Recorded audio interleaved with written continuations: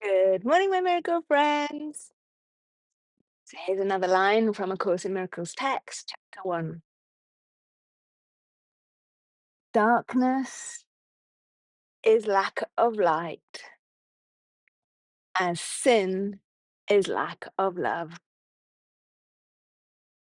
Darkness is lack of light, as sin is lack of love. It has no unique properties of its own. It has no unique properties of its own. So this is one of those deceptively simple lines in A Course in Miracle that could potentially change the way we see ourselves and others. The Course is gently saying that what we call sin is not a real thing in itself. It isn't a stain on the soul or an evil force. It is simply the temporary absence of love, just as darkness is only the absence of light. You think of these analogies, you know, you're in a dark room, you don't have to shovel darkness out of a room, do you? Impossible. You just simply light a candle and darkness disappears. It never has actual substance of its own. Cold, for example, isn't a thing that you remove, it's just the absence of heat. So you turn on the fire and the cold vanishes. A dry garden doesn't need you to battle the dryness, it simply needs water and life returns. So the Course is inviting us to stop treating fear, guilt, anger, hatred as powerful realities. Instead, it's asking us to see them as places where love has temporarily been forgotten. So when someone is cruel, and let's say the ego says they are bad, or we say that, our ego says that person's bad. The Holy Spirit or the higher self would say, no, they've just forgotten who they are. And that changes everything because instead of being super judgmental, condemnation, and, righteousness, allows for a chink of compassion to become possible. So love has never left us, but fear and guilt and shame and grievance and judgment are just simply clouds that pass across our light. So Martin Luther King famously said, darkness cannot drive out darkness.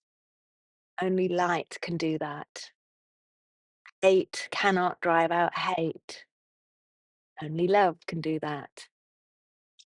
So he wasn't just giving moral advice, he was describing a spiritual law that darkness has no power against the light because darkness isn't an opposing force. It's simply where light is absent. So what does that mean in daily life? If I'm noticing myself becoming impatient, I don't need to think I'm a bad person. I can simply say to myself, what would love do? What has love, what is missing here? What has love forgotten here?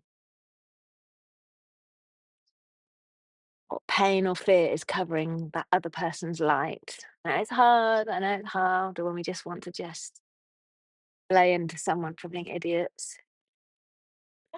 But obviously, this doesn't excuse harmful behavior. It does help us to respond from wisdom rather than attack. So let's just see that line again. Darkness is lack of light, as sin is lack of love.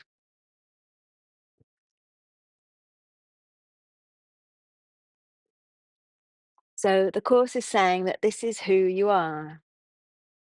You are love and you are light. You were never created to battle darkness. You were created to remember the light. has always been within you. So this lesson is sort of hopeful. It tells us that love does not have to be manufactured or earned. It just has to be uncovered. A Course in Miracles would whisper, do not spend your life studying the darkness. Become the light, and the darkness will quietly cease to be. Now, when a room is dark, no one blames the darkness for the room being dark, bloody darkness. No, we simply switch for the light switch. So the miracle is learning to do the same with ourselves and with one another. One another. When fear appears, we bring love. When judgment appears, we try and bring understanding. When guilt appears, we try and bring forgiveness. So we need not wrestle with the darkness because the darkness has not been the opposite of light. It's just only been the place where light has not yet been welcomed. So every single time we make a miraculous choice of having a loving thought, it's like opening the curtains and letting the sunshine come in. And it's the same with God's love. We don't create it. We're not, how can I explain this? Well, we're just remembering it. We're just allowing it. We're just clearing out anything that's getting in the way of it. So, yeah, I was going to use the analogy of Michelangelo as well, who used to just look at a lump of marble and he saw an angel in it or he saw a piece in it, and he would just be setting that piece free by removing marble rather than creating that statue. In the same way, the Holy Spirit doesn't make us loving.